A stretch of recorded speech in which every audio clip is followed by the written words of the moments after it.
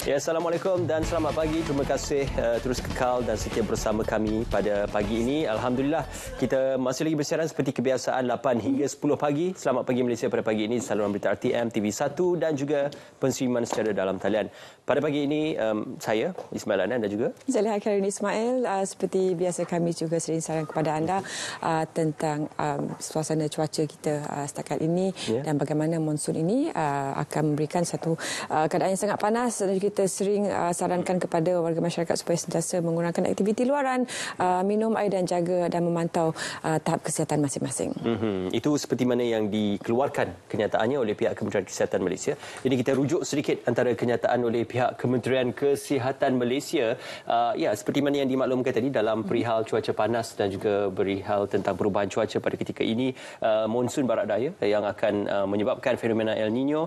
Menteri Kesihatan Dr. Zaliha Mustafa yang juga menyatakan bahawasanya kesiapsiagaan ini berada di peringkat negeri dan juga di peringkat pusat. Jadi pihak Kementerian Kesihatan termasuk Jabatan Kesihatan Negeri akan memastikan setiap prosedur dan juga SOP yang akan diumumkan dari semasa ke semasa adalah bertepatan dengan situasi semasa dan juga bertepatan dengan risiko, ancaman dan juga perubahan cuaca semasa. Jadi pihak Kementerian Kesihatan Malaysia senantiasa bersedia dalam memperkukuh kerjasama dan juga memastikan agar agensi-agensi yang berkaitan dalam perihal perubahan cuaca ini dan juga perubahan monsun ini akan dapat dipersiapsiagakan dengan kadar yang segera. Kerana selain pada aspek kesihatan, aspek keselamatan sekeliling juga bagaimana kecenderungan untuk kebakaran dan apa antara situasi yang akan menjadi risiko dengan cuaca seperti ini akan kami kupas selanjutnya dalam Selamat Pagi Malaysia untuk pagi ini. Okey, baik. Seterusnya daripada pihak Kementerian Kesihatan Malaysia seperti yang dimaklumkan tadi adalah persiapan setiap agensi yang berkaitan khususnya pihak Jabatan Bomba dan Penyelamat Malaysia dalam menghadapi musim panas ataupun musim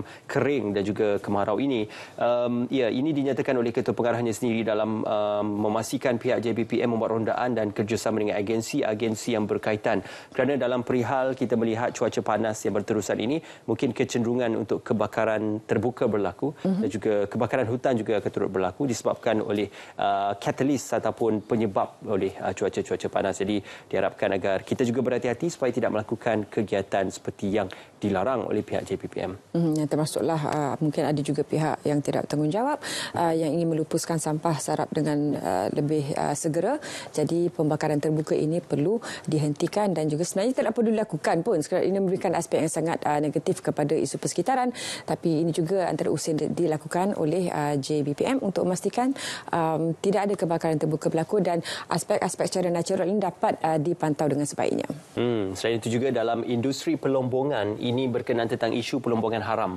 Pihak kerajaan akan mengeluarkan SOP berkenaan penguatkuasaan dan juga prosedur operasi standard dalam isu pelombongan haram. Ini dinyatakan oleh Menteri Sains, Teknologi dan Inovasi YB Charlie Kang.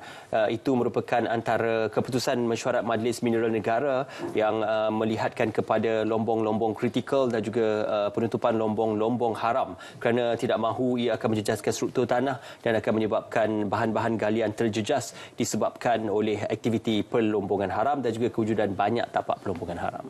Juga dalam ini kami kongsikan dengan anda pagi ini antara tajuk yang mendapat perhatian rakan-rakan media kita pastinya ucapan tahniah terus diberikan kepada kontingen Malaysia.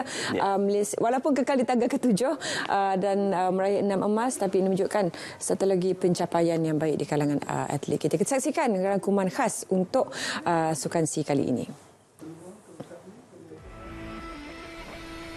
Turut cemerlang di Pusat Akuatik Merodok Teko penerjun muda negara Lee Yat Ching berjaya meraih pingat emas dalam acara 10 meter platform wanita.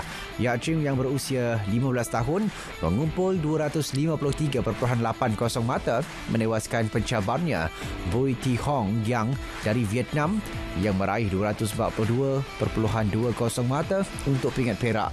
Manakala Indonesia, Gladys Larissa Garina Haga sekadar meraih gangsa.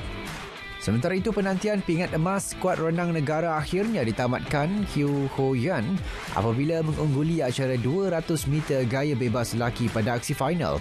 Kejayaan itu turut menyaksikan Ho Yan mempertahankan emas yang dimenangi pada edisi lalu di Vietnam.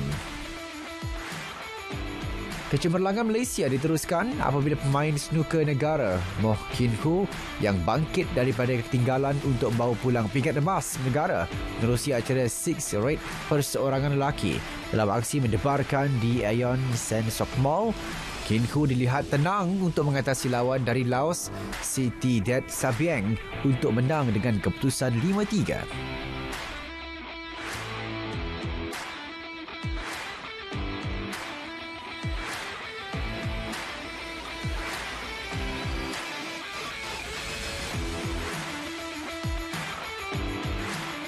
Selamat maju jaya diucapkan kepada atlet-atlet di Sukan Si Kemboja edisi ke-32. Hari ini jangan lupa kita nak menjemput anda ke majlis rumah terbuka Aidilfitri akan diadakan di sini di RTM Angkasa Puri. Dari 8 hingga 10 malam di Angkasa Puri, tema baju kebangsaan. Ini merupakan jemputan untuk orang ramai sama-sama memeriahkan majlis rumah terbuka Aidilfitri, dan Yang Berhormat Menteri berbesar hati menjemput anda semua untuk sama-sama hadir dan masih lagi merayakan sambutan Hari Raya kita. Okey, dan seterusnya juga kita akan bercakap tentang Konvensyen Nasional Kerajaan Perpaduan. Apa yang boleh kita kongsikan bersama dengan anda 14 Mei, Dewan Merdeka, WTC KL.